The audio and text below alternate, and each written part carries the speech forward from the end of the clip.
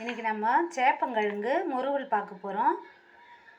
சேப்பங்கிழங்கு முறுவல் எப்படி பண்ணணுன்னா, ஃபஸ்ட்டு நல்லா கடையிலேருந்து வாங்கிட்டு வந்து இந்த மாதிரி வாஷ் பண்ணிக்கோங்க. வாஷ் பண்ணிவிட்டு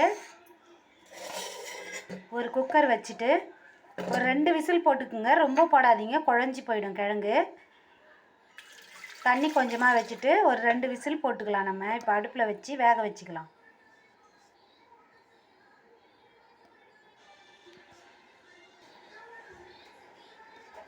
இப்போது சேப்பங்கிழங்கு வேக வச்சுருக்கேன், 2 விசில் போட்டுட்டோம். அதுக்குள்ளே நம்ம அதை போடுறதுக்கு பேஸ்ட்டு ரெடி பண்ணிக்கலாம். எப்பொழுதும் யூஸ் பண்ணுற வீட்டு மிளகாத்தூள் தான் 1 ஸ்பூன் எடுத்திருக்கேன். கூடவே தேவைக்கேற்ப உப்பு சேர்த்துருங்க. உங்களுக்கு உப்பு எவ்வளோ தேவையோ சேர்த்துக்கோங்க. கொஞ்சமாக மஞ்சள் பொடி போட்டுடலாம். ஒரு சிட்டிகை மஞ்சள் தூள் போட்டுட்டு தண்ணி விட்டு நம்ம பேஸ்ட் மாதிரி ரெடி பண்ணிக்கணும். இது பேஸ்ட் ரெடி பண்ணியாச்சு.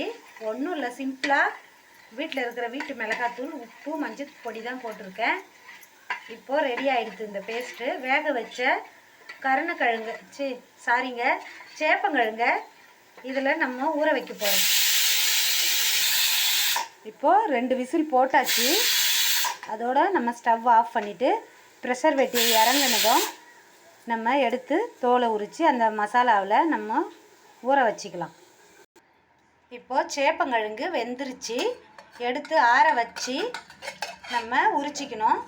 ஏன்னா நீங்கள் உடனே உரிக்கணுன்னா தண்ணியில் போட்டிங்கன்னா ஆறி போயிடும். நார்மல் வாட்டரில் போட்டு எடுத்தோம்னா ஆறிடும். உடனே உரித்து எடுத்துக்கலாம். கொஞ்சம் ஆறி பொறுமையாக உரிக்கணுனாலும் உரித்து எடுத்துக்கோங்க. சேப்பங்கிழங்கும் சேனக்கிழங்கும் ஒன்று தாங்க. ஒரு சிலவங்க வேறுன்னு கமெண்ட் பண்ணுறீங்க. நான் ஏற்கனவே சேப்பங்கிழங்கு 65 ஒரு வீடியோ போட்டுருந்தேன். அதில் சேனக்கிழங்குன்னு சொன்னதுக்கு ஹவு டேர் யூன்னு ஒரு சப்ஸ்கிரைபர் எனக்கு கமெண்ட் பண்ணியிருந்தாங்க. ஆனால் சேனக்கிழங்குன்றதும் சேப்பங்கிழங்குன்றதும் ஒன்று தான். கருணக்கிழங்கு காராக்கருணன்றது வேறு. அதுக்கும் இதுக்கும் வித்தியாசம் இருக்குங்க. தெரியாதவங்க தெரிஞ்சுக்குங்க. இப்போது இதை நம்ம தோலை ரிமூவ் பண்ணிக்கலாம். ஒன்று ஒன்றா நல்லா வெந்துடுதுன்னா, சூடாக இருந்ததுன்னா நீங்கள் தண்ணியில் போட்டு எடுத்துக்கோங்க. இந்த மாதிரி உரித்து எடுத்துக்கலாம் எல்லாத்தையும். இந்த கிழங்கு உரித்து எடுத்துட்டேன் சேப்பங்கிழங்கு. இப்போ சின்னதாக இருந்தால் கட் பண்ண வேணாம். ஒரு மீடியம் சைஸில் கொஞ்சம் பெருசாக இருக்கிறதுலாம் அழகாக நீங்கள் கட் பண்ணிக்கலாம். அப்படியேவும் நம்ம ஃபீலரில் தோல் சீவி கூட இதை செய்யலாம். ஆனால் இந்த மாதிரி செய்யும் பொழுது இது கொஞ்சம் டேஸ்ட்டு வேறு மாதிரி இருக்கும். வேக வச்சு பண்ணோம்னா நம்ம தோலை சீவிட்டு ஒரு சாம்பார்லலாம் கூட 2 சேப்பங்கிழங்கு நீங்கள் தோல் சீவி போட்டிங்கன்னா கரையாமல் ஹெல்த்துக்கும் நல்லது. சேப்பங்கிழங்கு சாப்பிட்டிங்கன்னா நரம்புகள்லாம் பலப்படும். ரொம்ப ஹெல்த்துக்கு நல்லது. நம்ம பிளட்டை ப்யூரிஃபையர் பண்ணும் சேப்பங்கிழங்கு.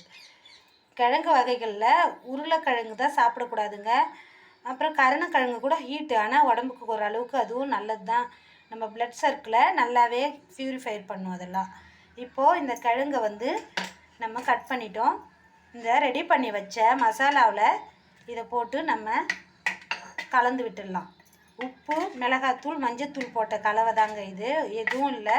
இந்த சேப்பங்கிழங்கு ரோஸ்ட்டுன்றது முறுவலாக நல்லாயிருக்கும். நம்ம பேனில் போட்டு இப்போது எண்ணெய் போட்டு திருப்பி எடுக்க வேண்டியதுதான். நம்ம முட்டைலாம் வறுப்போம் இல்லையா, அந்த மாதிரி தான். கொஞ்சம் ஆயில் கொஞ்சம் எக்ஸ்ட்ரா போட்டிங்கன்னா நல்லாயிருக்கும்.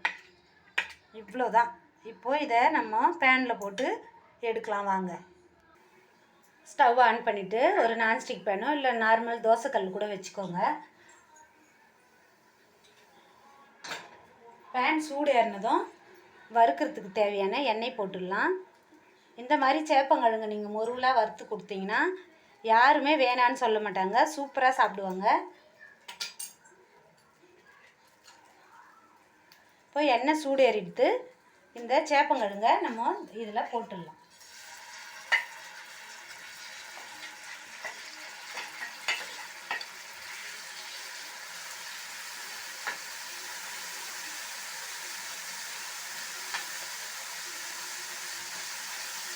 இப்படியே கொஞ்சம் நல்லா செவந்ததும் திருப்பி விட்டுக்கலாம். அது வரைக்கும் இப்படியே நல்லா செவக்கட்டும்.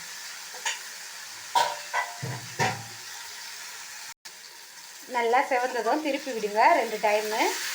இந்த மாதிரி திருப்பி விட்டிங்கன்னா முறுவலாக சேப்பங்கிழங்கு வறுவல் ரொம்பவே நல்லாயிருக்கும், ஹெல்த்துக்கு நல்லது. நம்ம இந்த நரம்பு தளர்ச்சி இருக்கிறவங்களாம் இந்த சேப்பங்கிழங்கு சாப்பிட்டிங்கன்னா ரொம்பவே க்யூர் ஆகிடும். ஒரு 48 நாள் நீங்கள் கண்டினியூவாக சேப்பங்கிழங்கு சாப்பிட்ணும். அப்போ இந்த நுரையீரல் சளி, நரம்பு தளர்ச்சி இருக்கிறவங்க இவங்களுக்கெல்லாம் ரொம்ப யூஸ்ஃபுல்லாக இருக்கும் இந்த கிழங்கு. நிறைய பேர் இது குழப்பாக இருக்குதுன்னு அவாய்ட் பண்ணுறீங்க, அதனால தான் இவ்வளோ தூரம் நான் சொல்கிறேன். ரொம்ப ஹெல்த்துக்கு நல்லது தான் இது, அதனால் நீங்கள் நம்பிக்கையோடு சாப்பிடலாம். இப்போது இன்னும் கொஞ்சம் நேரம் போட்டு நல்லா திருப்பி விட்டுக்கலாம் கிழங்க. இப்போது சேனக்கிழங்கு ரோஸ்ட்டு ரெடி ஆகிடுச்சு, நல்லா மொருவலாக வறுத்தாச்சு. சாப்பிட்றதுக்கு தயாராகிடுச்சு. பிளேட்டில் எடுத்து பரிமாறலாம். சுவையான சேனக்கிழங்கு ரோஸ்ட்டு ரெடி ஆகிடுச்சு. இதே மாதிரி நீங்களும் என் வீடியோ பார்த்துட்டு ட்ரை பண்ணுங்கள். நல்லா இருந்தால் எனக்கு ஒரு கமெண்ட் பண்ணுங்கள். சேனக்கிழங்குக்கும் சேப்பங்கிழங்குக்கும் டிஃப்ரெண்ட் தெரிஞ்சால் எனக்கு கமெண்ட் பண்ணுங்கள் கண்டிப்பாக. தேங்க்யூ ஃபார் வாட்சிங் my video. Bye friends, bye. Next வீடியோவில் மீட் பண்ணலாம்.